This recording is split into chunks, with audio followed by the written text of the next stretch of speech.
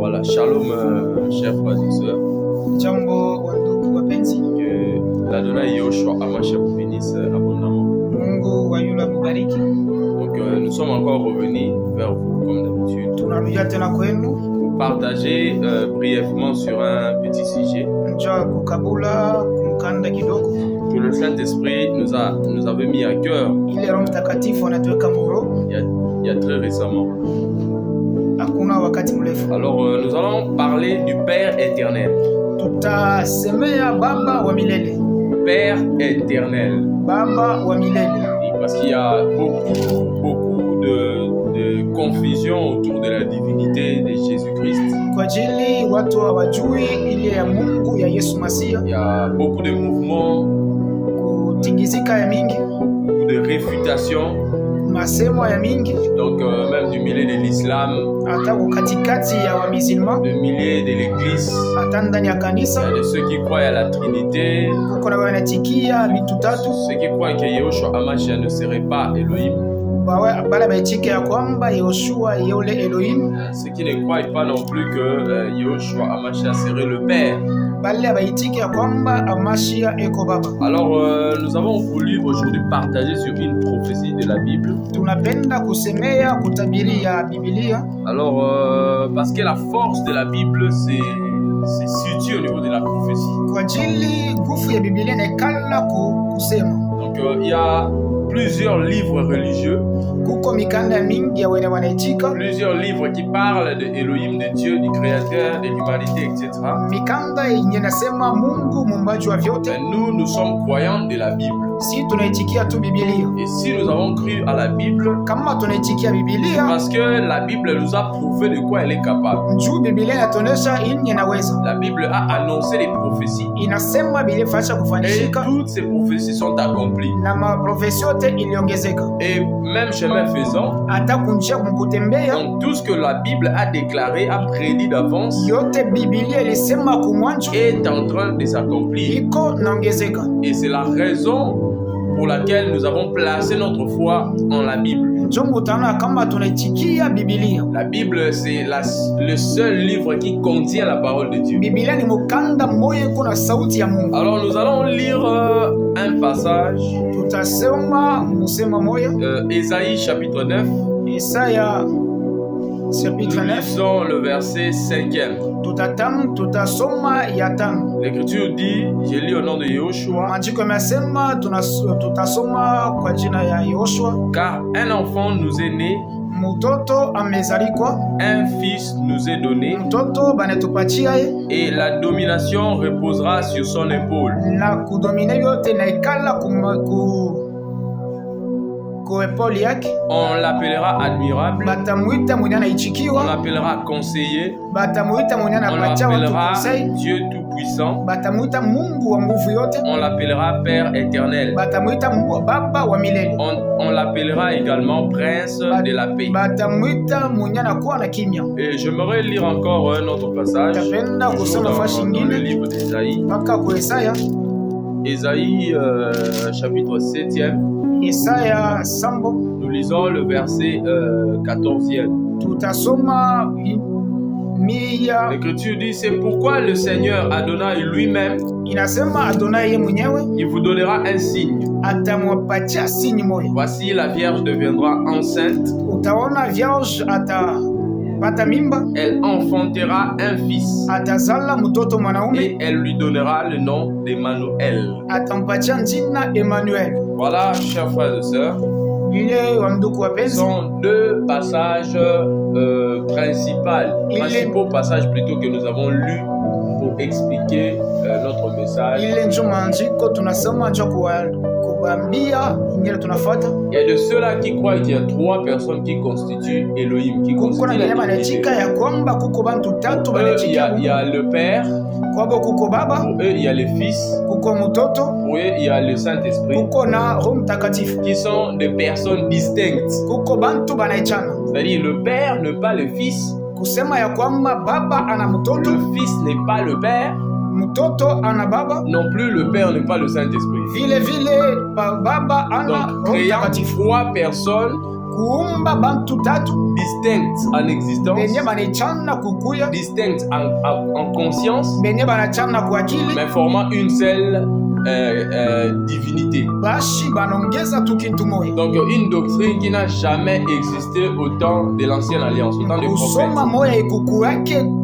wakati ya kwanja. Une doctrine non plus que l'Église n'a pas confessée durant le premier siècle. Ile nye kanisa ikuseme kumwanjo. Parce que si nous lisons dans Galates chapitre 3 verset 20e, Kama tunasoma ku Galate ya tatu, si nous lisons dans Ephésiens chapitre 4 le verset 6e, kama tunasoma ku Efesia ya pili, l'Écriture nous enseigne qu'il y a un seul Elohim. maandiko nasema kuko paka Elohim, Il y a un seul créateur, kuko paka mumbaji il y moya, a un seul Dieu. kuko paka Mungu moya. C'est-à-dire la notion de personne distinguant la divinité n'a pas existé. Kukusema inye na walinachi Parce inachana que bantu le aibu yake. Saint-Esprit, nous verrons ici avec vous que c'est ce que Elohim est. Kusema ya kwamba Roho Mtakatifu njo ile Et le Elohim. Saint-Esprit n'a pas commencé à se manifester qu'à la Nouvelle Alliance. Asante kujonesha paka kumwanjo. Le Saint-Esprit a commencé son œuvre depuis l'Ancienne Alliance. Anaanja mambo yake kwanja ancienne Parce que alliance. c'est lui qui a créé les cieux et la terre. Yenjo aliumba julu na dunia. L'Écriture dit qu'au commencement, au commencement, Elohim créa les cieux et la terre. Maandiko yanasema kumwanzo Mungu aliumba julu na Et dunia. la terre était en forme vide. Na vile dunia ikukuwa na kitu ndani Et yake. l'esprit de Elohim s'est mouvé au-dessus de Na ça. vile Roho Mtakatifu wa Mungu alikuwa anatembea juu Et ya cette maji. thématique est vraiment principale et importante pour l'Église. Kufuatana na ile kuu ya mzuri sana juu ya Parce kanisa. que l'Église est un peuple des adorateurs. Kwa ajili kanisa iko njo bantu benye C'est-à-dire banaitika. la vie continuelle de l'Église, c'est l'adoration. Kwa maisha ya kuendelea ya Mais kanisa iko njo si nous devons adorer kuhubiri. une divinité, nous devons adorer le Créateur. Kama tunapenda kuhubiri, inapaswa njo tuhubiri mwenye aliumba vitu Et vyote. l'Église est censée adorer dans la vérité. Na vile kanisa napenda ihubiri mkweli Et c'est-à-dire dans la connaissance de la vérité. na kujua ukweli, Et la connaissance de la vérité, na kujua ukweli c'est qu'à travers la parole de El Elyon lui-même. iko kunjia ya sauti ya Elohim ye mwenyewe. Alors, Elohim, il est esprit avant tout. Na vile Elohim iko njo Roho C'est ce que Mtakatifu. Yehoshua Hamashiach nous enseigne dans Jean chapitre 4, le verset 24. Ile njo Yesu anatuambia mumukanga Cassant d'abord la notion de personne dans la divinité déjà, kufunja mambo inye ya batu tatu. Yehoshua nous enseigne que Elohim, Dieu, ceux qu'ils appellent Père, Yoshua anatuambia kwamba mwenyewe anaita Baba, c'est lui qui est l'Esprit. yeye njo Roho Mtakatifu. Jean chapitre 4, le verset 24. L'Écriture dit Dieu est esprit. Maandiko yamesema Mungu eko njo Roho Et il Mtakatifu. faut que ceux qui l'adorent en esprit et en vérité. Na vile napendeza benye walikuwa wanashusha njina yake kwa mbele yake, walishusha kwa kweli na kuongopa. Et si nous lisons dans le même livre d'Éphésiens, Kama tunasoma kule kwa que Efesiens, ce soit dans Corinthiens également, iko kwa 1 Corinthiens, Corinthiens chapitre 12, Corinthiens 12, l'Écriture nous dit que un seul esprit, c'est lui qui distribue les dons parmi les saints. maandiko yanasema kama yeye njo kunatupatia vitu tunapasha tutumikie. Et l'Écriture nous atteste que Maandiko yamesema il ya n'y a kwamba qu'un seul Saint-Esprit, il est kuko seul. paka na Roho Mtakatifu mmoja, Maintenant, iko tu pourquoi peke yake. on identifie Elohim au Saint-Esprit? Kwa ajili ya nini wanasema Parce Elohim ku Roho que Mtakatifu? selon Jean chapitre 4 verset 24, Kufuatana na Yohana, Elohim est esprit. Elohim eko njo Roho Mtakatifu. Et selon Lévitique, Kufuata Levitique, Elohim est saint. Elohim eko njo Roho eko mtakatifu. C'est pourquoi même dans Apocalypse 4, Apocalypse 5, Depuis l'Apocalypse 4 na 5, tous les livres d'Apocalypse, on a vu les êtres célestes proclamer la sainteté de Elohim. tunasoma kule bantu wote yule beko nasema mtakatifu ya Mungu. C'est pourquoi l'Église parle du Saint-Esprit. Njo ile eglise kunasemea juu ya Roho Le Mtakatifu. Roi Kaudash. Le Roi Kaudash, donc c'est-à-dire l'Esprit qui est le Père même de la sainteté, le plus saint qui soit. Roho Mtakatifu ule ko mtakatifu kushinda yote. Donc déjà avec cette parole de l'Écriture, Kufuata na ile sauti ya nous maandiko, comprenons que le Saint-Esprit n'est pas différent de Dieu. tuko na nasema Roho Mtakatifu asiachane na Baba. Parce que avant que Elohim ne se manifeste comme Père, comme fils. Ya kwanza Roho Mtakatifu ajionyeshe kama baba na kama il est esprit. Eko Roho Mtakatifu. Ici, Yoshua Hamashiach nous amène avant même que l'humanité ne soit manifestée. C'est que Elohim est avant même qu'il ne crée. Elohim eko kumbela te akumba bintu byote. C'est-à-dire il est esprit. Eko Roho Mtakatifu. Esprit omniprésent. Roho Mtakatifu ile iko fashi yote. Esprit omniscient. Roho Mtakatifu yenye najua yote. Esprit éternel. Roho Mtakatifu ya milele. Esprit immuable. Na Roho Mtakatifu yenye haina mwisho. Et l'Écriture dit qu'en lui il n'y a point d'ombre de variation. Na maandiko nasema ndani yake hakuna bitu yenye nacha. Elohim ne vieillit ni ne rajeunit. Ashizeke na shirudie tena. C'est ça le merveille de celui que nous adorons. Ile ndio bizuri ya mtu yetu. Il est tellement grand. Eko munene sana. Qui ne pouvait avoir un corps manifeste. Ile ataweza kuwa na mwili inyoko najionyesha. Mais n'oubliez pas qu'Elohim, en tant qu'esprit, il est invisible. Na mushisabu ya kwamba Elohim kama Roho Mtakatifu ashonekana ki. Elohim n'a pas voulu rester invisible. Ashikuechike kuacha mais c'est pas quand il a commencé à se révéler parmi les hommes. So anechika kujonesha katikati ya watu. Et c'est quand Elohim crée, iko njo kwa wakati anaanza kuumba, c'est à ce moment-là qu'il devient père. Si ndio njo kwa ile wakati anakuwa sababu. Vous voyez sababu. maintenant comment les Écritures nous donnent elles-mêmes la lumière. Njo taona kama njiko inatupatia Je suis dans Malachie chapitre 2e. Tuko Malachie chapitre 2. Le verset 10e. Malachie chapitre 2 verset 10, je lis au nom de Yoshua. Les prophètes enseignent en disant: n'avons-nous pas tous un seul Père? N'est-ce pas un seul Dieu qui nous a créés? Pourquoi donc sommes-nous infidèles l'un envers l'autre?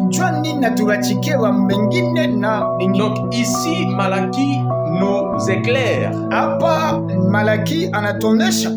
enseignant que Elohim, esprit invisible, manifeste l'attribut du Père quand il crée.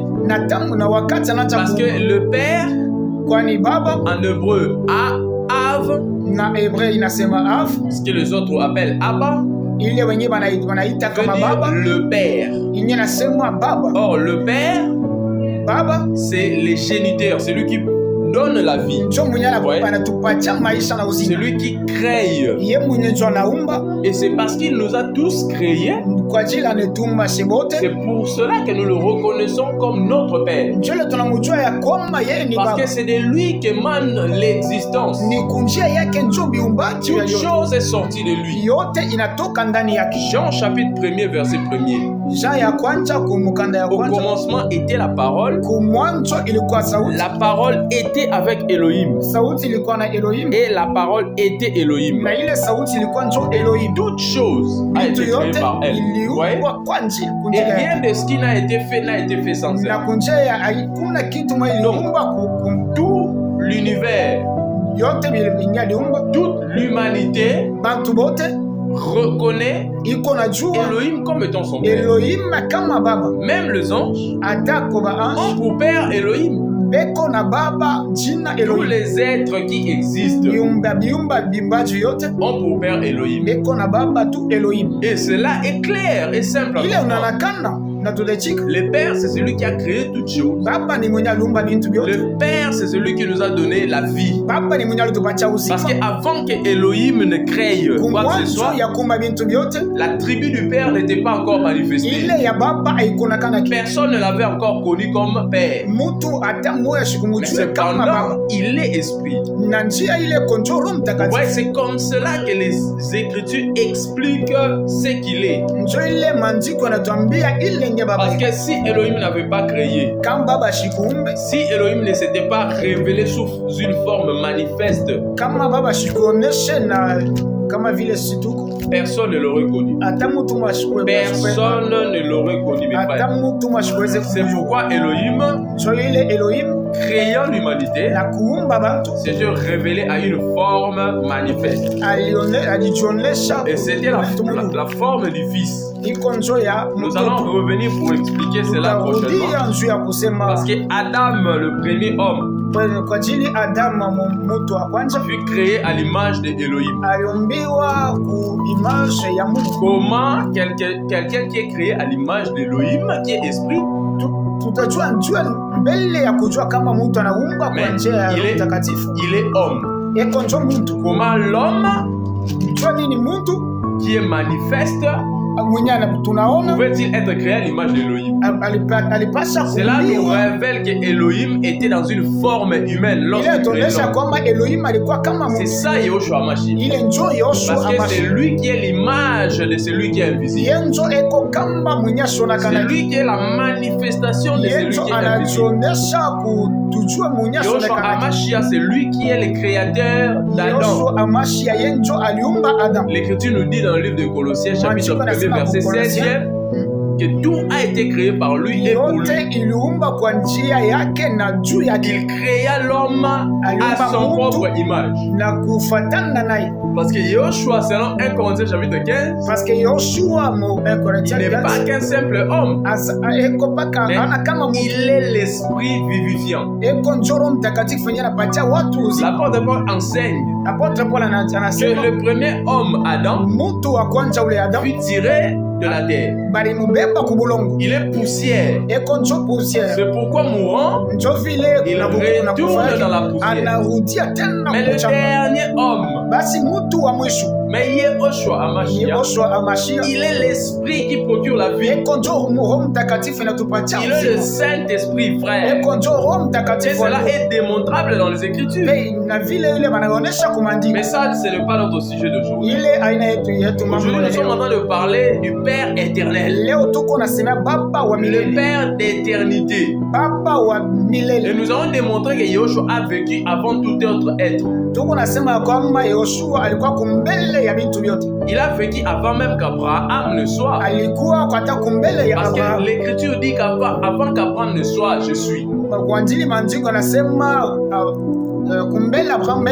Et sur cette parole, les Juifs étaient scandalisés. Parce que Elohim lui-même les avait aveuglés. Mais nous avons reçu la grâce.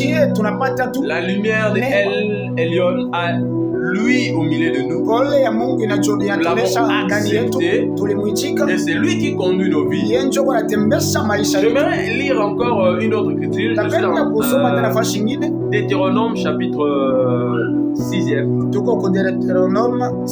Le verset 4e. L'Écriture dit que écoute Israël. Éternel, notre Dieu est le seul éternel.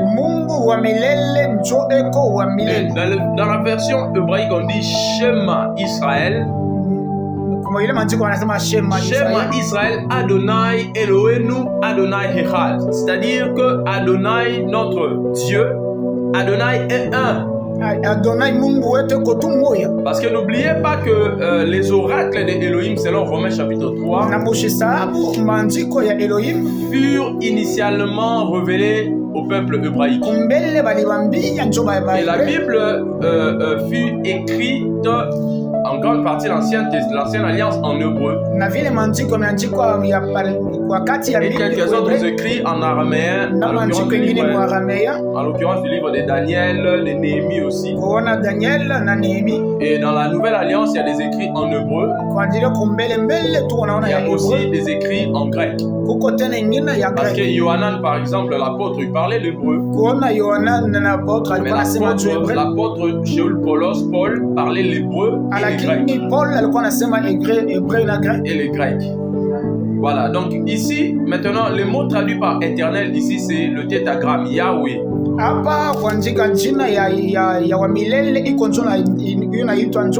n'est pas en train de parler du nom divin. Mais ici, nous voulons simplement démontrer que parmi Israël, Elohim établissant la loi, il insiste sur le fait que Israël n'avait qu'un seul éternel. Ouais,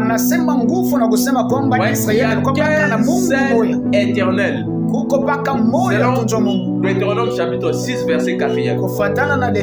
L'Écriture dit, écoute Israël, Yahweh notre Dieu est le seul éternel. Et l'Écriture dit que tu l'aimeras, tu aimeras Yahweh de tout ton cœur, de toute ton âme et de toute ta force.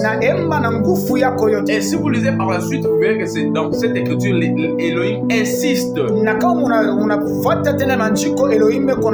Il insiste sur le fait qu'Israël devait garder cette loi dans son cœur. Il devait graver cette loi sur le poteau de sa maison. Il devait enseigner cette loi à ses enfants. C'était une parole perpétuelle. Même au moment où Yeshaya le prophète était en train de prophétiser, dans Ésaïe 9:5, que nous venons de lire tout à l'heure, Israël savait qu'un seul est éternel, frère.